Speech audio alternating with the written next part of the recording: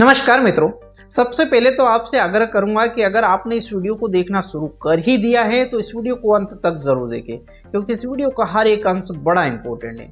दोस्तों, आज मैं इस वीडियो में एक ऐसे बच्चे की कहानी को डिस्कस करने जा रहा हूं जिसको दुनिया ने और स्कूल वालों ने मंद बुद्धि कहा, कमजोर कहा, लेकिन उसकी माँ के विश्वास के कारण वो बच्चा इस दुनिया में जीनियस बना।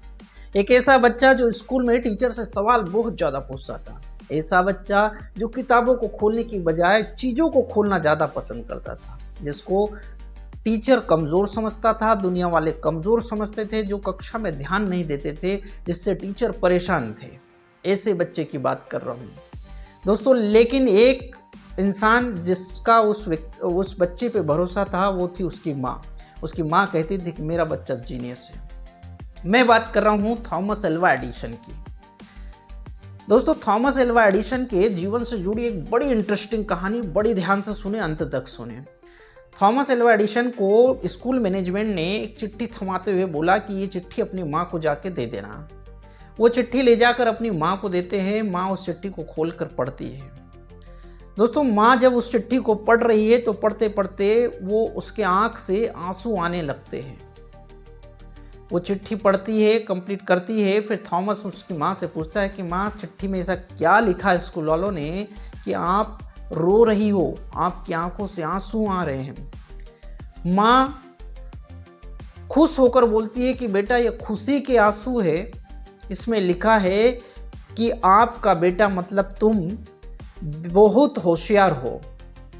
आपका बेटा बहुत होशियार है। आपके बेटे को पढ़ाने के लिए हमारी स्कूल, हमारा मैनेजमेंट और हमारे टीचर पढ़ाने में सक्षम नहीं है। इसलिए आपसे निवेदन है कि आपके बच्चे को आप अपने घर पे खुद पढ़ाएं। बच्चा बड़ा खुश होता है। उस दिन से उसकी माँ ही उसकी टीचर बन जाती है और वो उसको पढ़ाना शुरू करती है। ध्यान देना दोस्तों, एडिसन की माँ ने ही उन्हें पढ़ाया। ना उनके पास स्कूल, ना कॉलेज, ना किसी की डिग्री थी। जब बड़े हुए, पढ़े और साइंटिस्ट बने, थॉमस एल्वा एडिसन बड़े साइंटिस्ट बन गए, बड़े आविष्कार किए उन्होंने। लेकिन जब उनकी माँ गुजर चुकी थी और एक दिन जब वो साफ सफाई करने के दौरान उनको वो चिट्ठी मिलती है तो बड़ी उत्सुकता के साथ वो उस चिट्ठी को खोलते हैं और पढ़ने लगते हैं। चिट्ठी पढ़ते पढ़ते थॉमस एडिसन के हाथ कांपने लगते हैं और आंखों से आंसू निकलते हैं और बड़ी तेज रफ्तार से रोने लगते हैं। जानते हो ऐसा क्यों? दोस्तों, उस चिट्ठी में वो नहीं लिखा था जो उस समय उनकी माँ ने सुनाया था। उस चिट्ठी में जो माँ ने सुनाया था, जस्ट उसका उल्टा लिखा था। चिट्ठी में लिखा था कि आपका बच्चा मंद बुद्धि है, कमज़ोर है, वो पढ़ने में नाकामयाब है, हम उसको नहीं पढ़ा सकते हैं, इसलिए उसे हम हमारी स्कूल से निकाल रहे हैं। सोचिए दोस्तों, इतनी बड़ी घटना जो एक माँ बच्चे से छुपाती है और अपने बच्चे को जस्ट उसका उल्टा सुनाती है और अपने बच्चे को जीवन भर ये भरोसा दिलाती है कि तुम होशियार हो, तुम कर सकते हो, और वो अपने बच्चे को जीनियस बना देती है। थॉमस एडिसन के जीवन से जुड़ी दो छोटी घटनाएं और बताऊंगा। दोस्तों, जब थॉमस एडिसन बल्ब बना रहे थे तो बल्ब के बनाने के लिए उन्होंने काफ़ी टाइम प्रयास किया। उन्होंने 10,000 बार एक्सपेरिमेंट किए। जब ये कर रहे थे, लोगों ने उनको पागल कहा। लोग उन्हें पागल कहते थे कि कब तक करेगा, कितनी बार फेल हो गया, ये काम को छोड़ क्यों नहीं देता। जब लोग उनसे ये कहते थे तो वो जवाब क्या देते थे? दोस्तों, कहते हैं ना कि रिस्पॉन्स ज़िंदगी में सही होना चाहिए, घटना का रिस्पॉन्स सही होना चाहिए। सोनू शर्मा जो मोटिवेशनल स्पीकर कहते हैं कि घटना हमारे हाथ में नहीं है, लेकिन उस पर रिस्पॉन्ड करना, उस घटना में रंग भरना हमारे हाथ में। बड़ा ध्यान से सुनना दोस्तों। जब उनसे ये सवाल करा जाता था कि छोड़ क्यों नहीं देते, तो वो कहते थे कि मैंने बल्ब बनाने में वो 10,000 तरीके, वो 10,000 प्रैक्टिकल, वो 10,000 तरीके खोज लिए जिनसे बल्ब नहीं बन सकता है।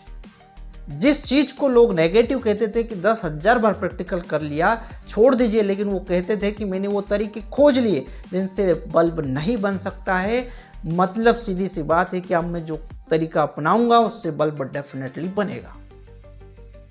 इसे कहते हैं कि घटना का घटना हमारे हाथ में नहीं है, लेकिन घटना में रंग भरना हमारे हाथ। एक और बड़ी इंपॉर्टेंट कहानी ध्यान से सुनना दोस्तों।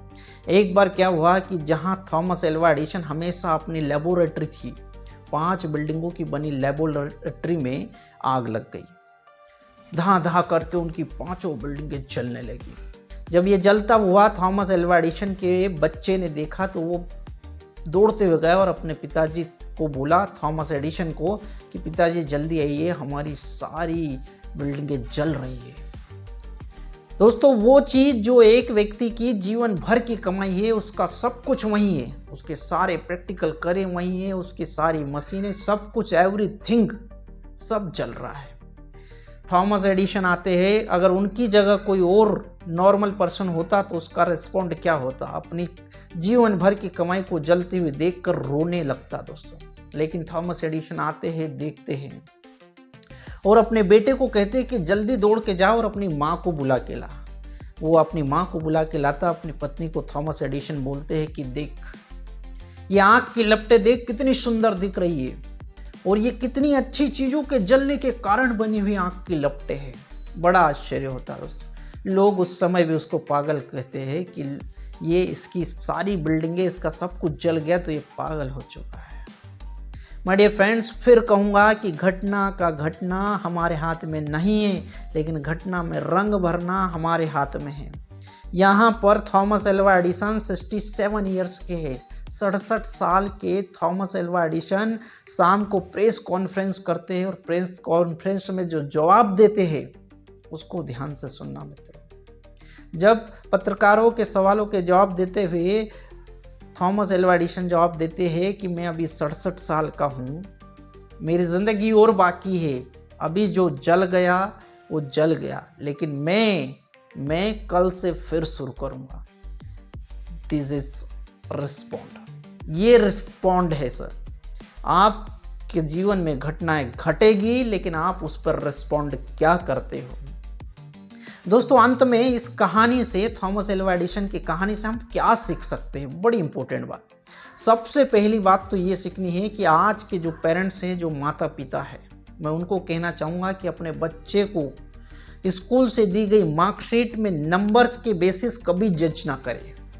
कभी जज ना करे कि हमारा बच्चा इतने मार्क्स लाया तो हमारा बच्चा कमज़ोर है, मंदबुद्धि है या नाकाम है। एक कागज का टुकड़ा आपका बच्चे का भविष्य तय नहीं कर सकते। आप कौन होते हो बच्चे का एक कागज के टुकड़े के बेसिस उसका भविष्य तय करने वाले। ये कभी ना करें। अपने बच्चे को थॉमस एल्वा एडिसन की माँ की तरह उसका साथ दे और उसको जीनियस बनाए।